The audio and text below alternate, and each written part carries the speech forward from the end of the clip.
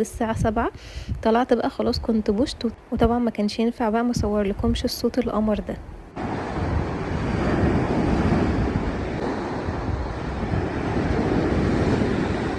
خلصنا بقى ورجعنا الشاليه بقى، استحمينا وغيرنا وبدأنا نجهز بقى في الغدا. عملنا النهارده بقى مكرونة كده وحمرنا برجر كده في الطاسة، وبس كده اتغدينا بقى الحمد لله. وبجد الأكل يا جماعة بيبقى حلو جدا في المصيف، وبجد بيبقى طعمه مختلف جدا.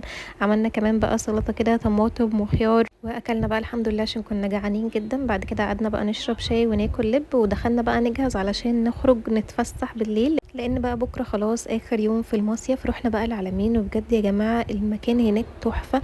المول ده بقى خطير، اتصورنا فيه شويه صور تحفه بجد. المول شكله كله جميل جدا بجد، والصور فيه كمان طلعت تحفه.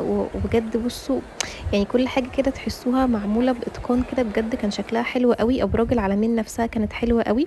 وهنا بقى كنت بعمل لكم اوتفيت شيك كده سريع، لان ما لحقتش اتصور وانا في الشاليه، فدخلت بقى حمام المول قلت اعمل لكم اوتفيت شيك كده. رحنا بقى سعودي، كنا بندور على حاجه عايزين نشتريها بس للاسف ما لقيناش.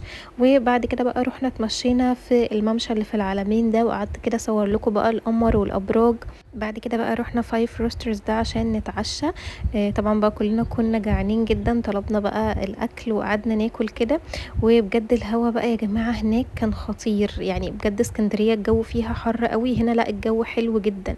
رجعنا بقى الشاليه كانت حوالي الساعه 3 كده، فكنا كلنا طبعا عايزين ننام. بس الاول عملنا عيد ميلاد لرونا، وبعد كده اكلنا تشيز كيك بالفراوله، وحضرنا بقى الشنط بتاعتنا وجهزنا كل حاجه كده علشان ما ننساهاش الصبح. حضرت كل حاجه كده في الشنطه وقفلت الشنطه، ودخلنا كلنا طبعا في غيبوبه لان هنصحى الصبح بدري. وبس كده يكون يومي خلص. استنوني في فلوج جديد واشوفكم على خير.